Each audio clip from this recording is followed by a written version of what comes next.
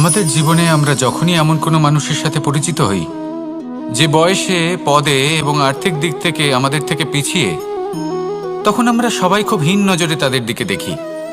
মনেই করি না যে সেই ব্যক্তির নিজস্ব একটা অস্তিত্ব রয়েছে, তার নিজেরও একটা মাহাত্ম্য রয়েছে। আমাদের মনেই হয় না যে আমাদের সামনে দাঁড়িয়ে থাকার যোগ্যতা আছে তাদের। চলুন আপনাকে একটা প্রশ্ন করি, শূন্যের নিজস্ব মূল্য কোথায়? আপনি বলবেন কিছুই না। শূন্যের আবার নিজস্ব মূল্য কোথায়? কিন্তু যখন এই শূন্যই কোনো সংখ্যার সাথে এসে যুক্ত হয়ে যায়, কোনো অঙ্কের সাথে এসে যুক্ত হয়ে যায়, তখন তার মূল্য অনেক গুণ বৃদ্ধি পায়। অর্থাৎ এই শূন্যের মূল্য অবশ্যই আছে। আর আমাদের জীবনেও এমন কিছু ব্যক্তি থাকেন, তাদের দেখে মনে হয় যে এদের কোনো মূল্যই নেই। কিন্তু যখন এই ব্যক্তি কারোর সাথে এসে জুড়ে যান, তখন তার মূল্য সেই ব্যক্তির বৃদ্ধি ঘটায়। এই সংসারে এমন কোনো ব্যক্তি নেই যার কোনো মূল্য নেই। যদি আমরা ধনুকের কথা বলি, তাহলে তার জন্য একটি দড়ির প্রয়োজন হয়, যেটি প্রত্যঞ্চা হিসেবে ব্যবহৃত হয়। যদি এই প্রত্যঞ্চা না থাকে, তাহলে ধনুকের কোনো মূল্যই থাকে না। যদি প্রত্যঞ্চা না থাকে, তাহলে ধনুকের অস্তিত্ব অসম্পূর্ণ থেকে যায়। এই সংসারে যে কোনো ব্যক্তি হোক বা যে কোনো বস্তু হোক, প্রত্যেকের নিজস্ব একটি মূল্য আছে।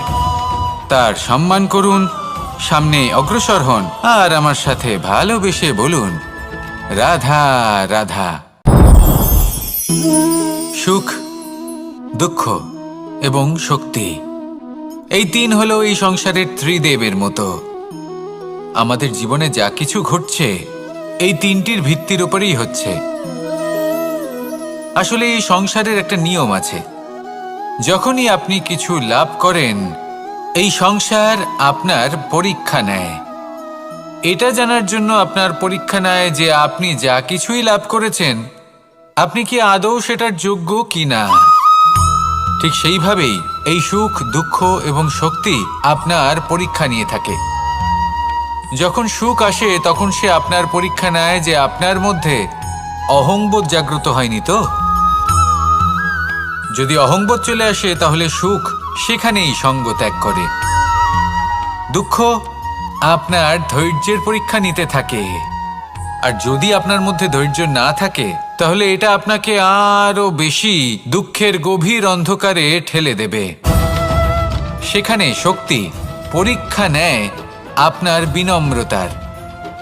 যদি আপনি বিনম্র না হন, তাহলে হয় এই শক্তি আপনার সঙ্গ ত্যাগ করবে, নয় এই শক্তি বিনম্রতার অভাবে আপনার পতনের কারণ হতে পারে।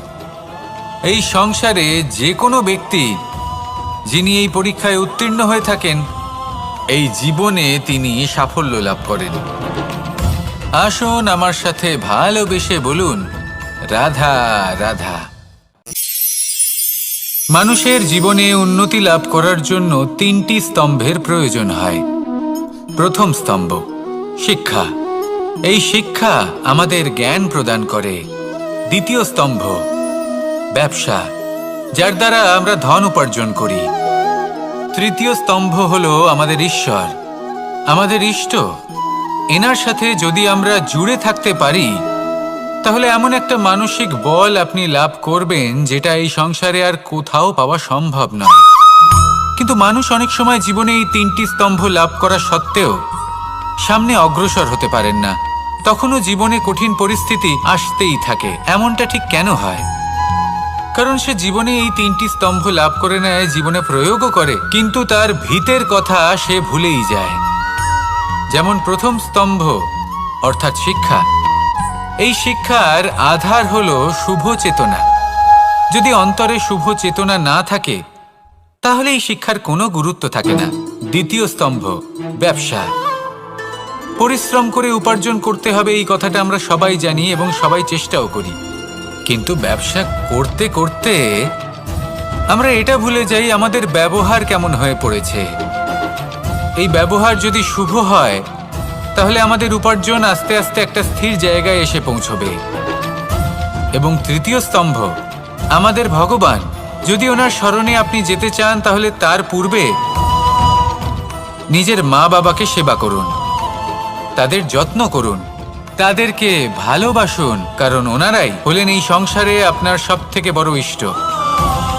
তাহলে 3 স্তম্ভের সাথে সাথে তাদের আধারকেও নিজের জীবনে প্রাধান্য দিন। কোনো সমস্যা আসবে না, জীবনে একের পর এক উন্নতি করবেন এবং এই মন প্রসন্ন হয়ে বলবে রাধা রাধা।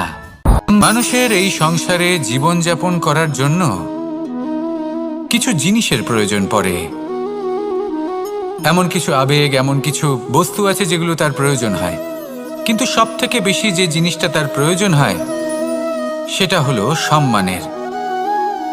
আমাদের ভালো লাগে যখন কেউ আমাদের সম্মান করে, আমরা কাউকে সম্মান করলে তারও সেটা ভালো লাগে।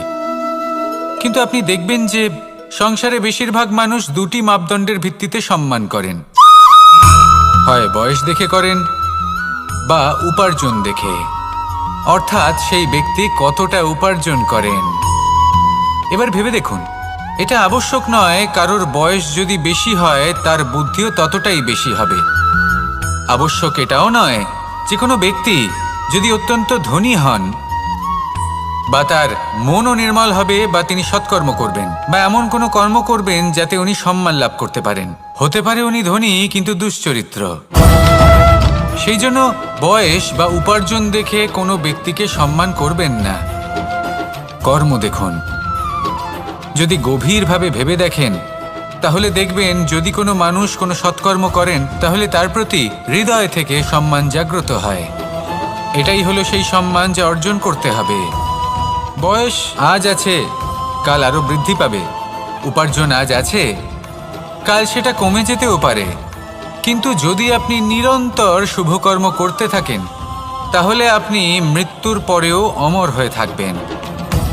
আসুন আমার সাথে ভালোবেসে বলুন রাধা রাধা। ভয়ের সাথে আমরা সবাই পরিচিত, কষ্টও আমরা সবাই পেয়েছি।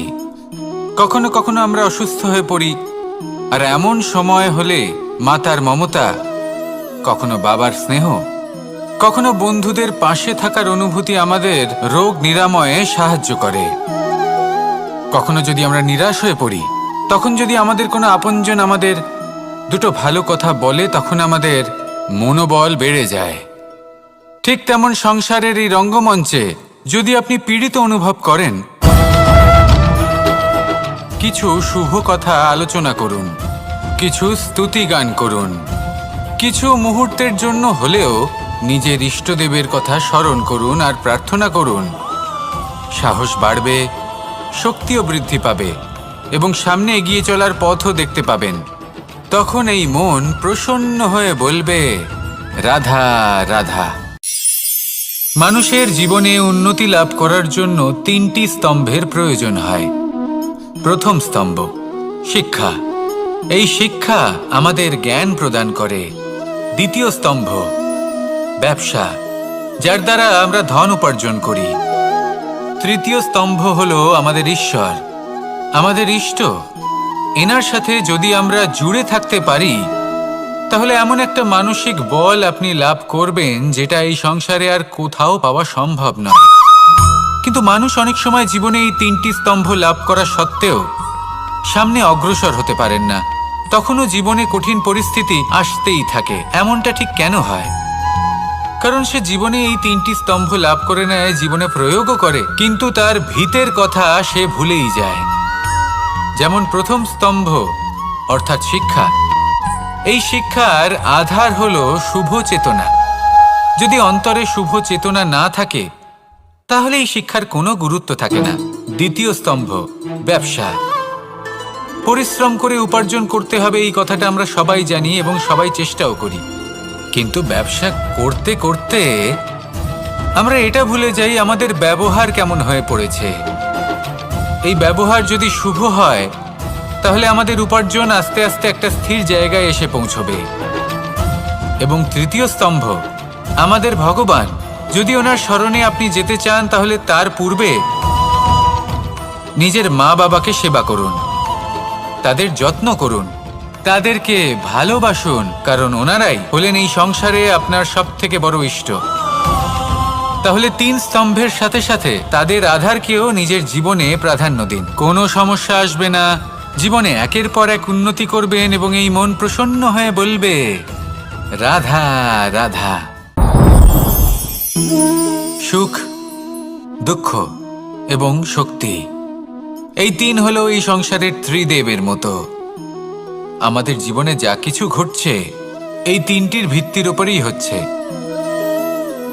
আসলে এই সংসারের একটা নিয়ম আছে, যখনই আপনি কিছু লাভ করেন এই সংসার আপনার পরীক্ষা নেয়। এটা জানার জন্য আপনার পরীক্ষা নেয় যে আপনি যা কিছুই লাভ করেছেন আপনি কি আদৌ সেটার যোগ্য কিনা। ঠিক সেইভাবেই এই সুখ, দুঃখ এবং শক্তি আপনার পরীক্ষা নিয়ে থাকে। যখন সুখ আসে তখন সে আপনার পরীক্ষা নেয় যে আপনার মধ্যে অহংবোধ জাগ্রত হয়নি তো। যদি অহংবোধ চলে আসে তাহলে সুখ সেখানেই সঙ্গ ত্যাগ করে। দুঃখ আপনার ধৈর্যের পরীক্ষা নিতে থাকে, আর যদি আপনার মধ্যে ধৈর্য না থাকে তাহলে এটা আপনাকে আরো বেশি দুঃখের গভীর অন্ধকারে ঠেলে দেবে। সেখানে শক্তি পরীক্ষা নেয় আপনার বিনম্রতার। যদি আপনি বিনম্র না হন তাহলে হয় এই শক্তি আপনার সঙ্গ ত্যাগ করবে, নয় এই শক্তি বিনম্রতার অভাবে আপনার পতনের কারণ হতে পারে। এই সংসারে যে কোনো ব্যক্তি যিনি এই পরীক্ষায় উত্তীর্ণ হয়ে থাকেন এই জীবনে তিনি সাফল্য লাভ করেন। আসুন আমার সাথে ভালোবেসে বলুন, রাধা রাধা। ভয়ের সাথে আমরা সবাই পরিচিত, কষ্টও আমরা সবাই পেয়েছি। কখনো কখনো আমরা অসুস্থ হয়ে পড়ি, আর এমন সময় হলে মাতার মমতা, কখনো বাবার স্নেহ, কখনো বন্ধুদের পাশে থাকার অনুভূতি আমাদের রোগ নিরাময়ে সাহায্য করে। কখনো যদি আমরা নিরাশ হয়ে পড়ি, তখন যদি আমাদের কোনো আপনজন আমাদের দুটো ভালো কথা বলে তখন আমাদের মনোবল বেড়ে যায়। ঠিক তেমন সংসারের এই রঙ্গমঞ্চে যদি আপনি পীড়িত অনুভব করেন, কিছু শুভ কথা আলোচনা করুন, কিছু স্তুতি গান করুন, কিছু মুহূর্তের জন্য হলেও নিজের ইষ্টদেবের কথা স্মরণ করুন আর প্রার্থনা করুন। সাহস বাড়বে, শক্তিও বৃদ্ধি পাবে এবং সামনে এগিয়ে চলার পথও দেখতে পাবেন।